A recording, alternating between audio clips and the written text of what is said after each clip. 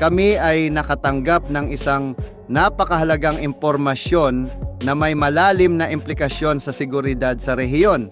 Ang Japan Maritime Self-Defense Force, JMSDF, ay formal nang nagsimula sa buong pag-decommission o pagretiro ng natitirang 12 unit ng Hatsuyuki-class destroyers.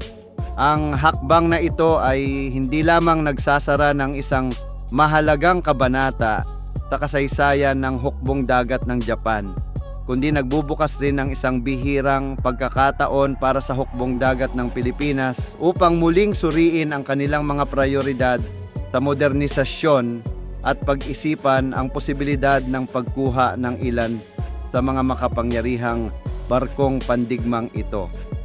Sa kasalukuyan, ang Philippine Navy ay humaharap pa rin sa hamon ng limitadong bilang ng malalaking barkong pandagat at may agarang pangangailangan na palakasin ang presensya nito sa katubigan.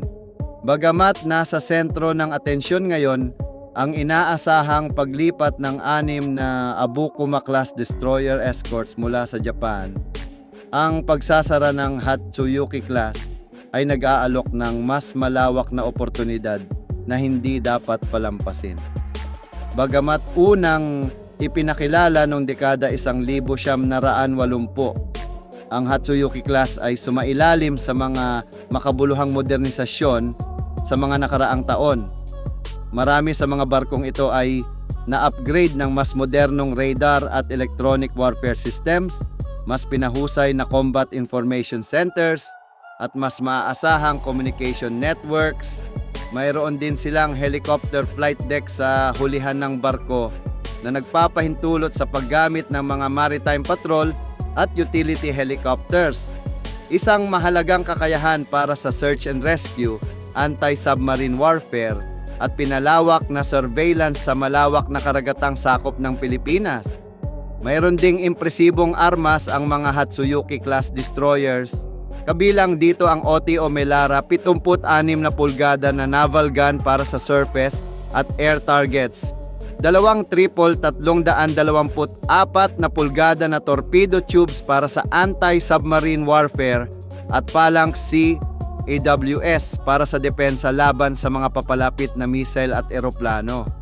Nakaarmas din sila ng Harpoon anti-ship missiles at ang mga naunang bersyon ay may Sea Sparrow surface-to-air missiles.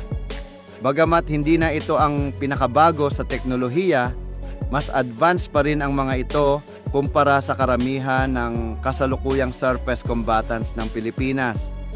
Higit pa sa pisikal na kakayahan, ang posibleng pagkuha ng Hatsuyuki-class ay may malalim na simbolikong at estratehikong kahulugan. Ang Japan ay matagal nang nagpapakita ng pangakong suportahan ang regional maritime security, lalo na sa pamamagitan ng pakikipagtulungan sa mga kaalyado sa Timog Silangang Asya.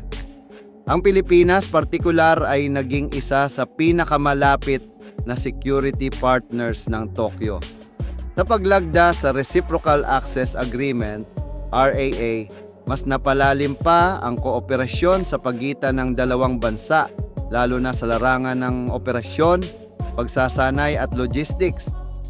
Ang pagsasama ng Hatsuyuki-class destroyer sa Philippine Navy ay magbibigay ng agarang dagdag na barko para sa frontline operations.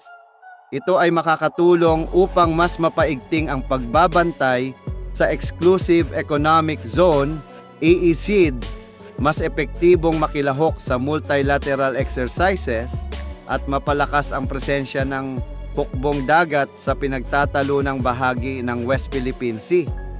Sa kasalukuyan, ang Pilipinas ay umaasa lamang sa 2 Jose Rizal-class frigates at ilang lumang Gregorio del Pilar-class patrol ships.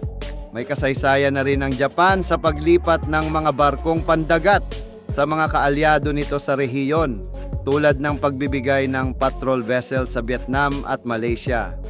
Kung matutuloy ang paglipat ng Hatsuyuki-class sa Pilipinas, ay magiging isang natural na extension ng estratehiyang ito at patunay ng papel ng Japan bilang taga-suporta ng kakayahang pandagat ng mga kaalyado nitong may kaparehong prinsipyo. Ngayong formal nang inilalabas ng Japan ang mga Hatsuyuki-class destroyers, ang Pilipinas ay kailangang kumilos agad.